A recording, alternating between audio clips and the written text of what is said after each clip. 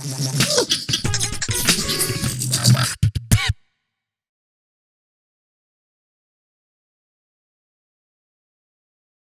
guys, it's Sinjo here from Swissbeatbox. Welcome to another episode of Sinjo Reviews. I'm super excited to talk about this. This is the new DPA 2028 microphone. They've just sent me this box in the mail a couple weeks ago, and I've been holding myself back from opening it so I could unbox it with you guys today, and then I'm going to start talking about the new features in this microphone.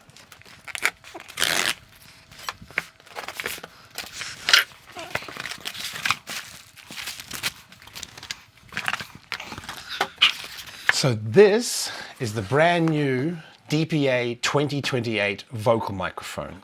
It is built off very similar technology to the DPA de facto mic, which we've been using at all SBX events. We started at GBB this year. We're super happy with the de facto. It's our new favorite microphone, and now they've released this one with a few key major differences, which I'm super excited to talk to you about today. I want to say a big shout out to DPA for sending us this microphone over. We had a little listen to it at the SBX camp. Now that it's out, we can actually start talking about this microphone. Now, if you haven't already, please make sure you go and check out my review of the DPA de facto on the SBX channel, as what I'm going to be talking about in this video is mainly the key differences between this microphone compared to the de facto. Now, the first big change is the price point. This microphone is almost 400 euros cheaper than the de facto microphone. Sonically, this microphone is almost identical to the de facto, which is unbelievable. I'm super excited. We tested this at the SBX camp and did a blind A/B test. We plugged in this microphone into the same sound system with the same settings. We got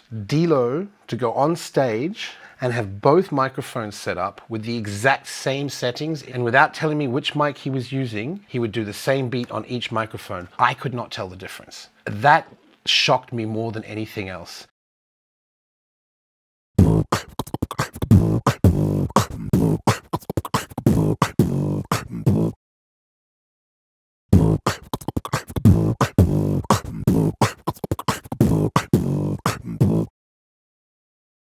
Before I get into this any further, I'm going to open up the box and show you what I'm working with. So it comes in the same packaging. The case itself is the same sturdy case that you get with the de facto. On top of the hard case, it also has the same soft case that the de facto comes with inside the box. As you can see inside, it's almost identical. One of the differences they have done is they've made a new clip. It's very solid. You're not going to worry about it falling out, and it just sits very beautifully in there. Now, you may have noticed, for those of you that have used the de facto before, this microphone has a smaller form factor. So here we have the standard DPA de facto. As you can see, the 2028 is slightly smaller. Now, the advantage of this is you can have a much more comfortable, better grip on the mic. I personally love the de facto because I have big hands, but that is a personal preference. The frequency response is almost identical to the de facto. One of the key differences, however, is the fact that the low-end cutoff, where the low-end frequencies get cut off in the mic, are slightly lower. It means it picks up more low-end than the de facto microphone. Now, on paper, this difference is not much, but if you combine it with the fact that the microphone itself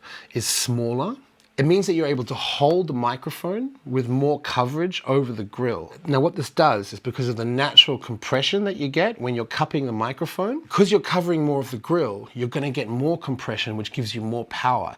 Combined with the lower cutoff, this mic actually has more bass response than a de facto. In the normal world of audio engineering and mic techniques, cupping is not something that professional musicians usually do. This is very much a beatboxing trait. The downfall of this is microphones are designed with the grill to cancel out feedback from the stage noise. When we cup the microphone, we're actually undoing a lot of the work that microphones do to cancel these feedback frequencies. What's great about this microphone is that the way that this microphone cancels out feedback is so efficient that even when we cup the microphone like this, it is still able to cancel those feedback frequencies out. This allows you to have a louder, more powerful sound on stage without getting those feedback frequencies. This feedback handling is exactly the same as with the de facto. So if you want to learn more about that, please make sure you check out my video on the de facto. Another change in the form factor of this microphone is the fact that the grill top is flatter. As you can see with the de facto microphone, it's slightly more rounded at the top and narrower. This is, of course, a matter of taste. It's not going to change the way the mic sounds. It's more of an aesthetic. If I unscrew the top here, you'll notice it has a very similar inner pop filter to the de facto. The only difference is that this pop filter is actually attached directly to the handle, whereas on the other one, it's sitting inside the grill itself. So if I just remove this, you can actually get in and see the capsule itself.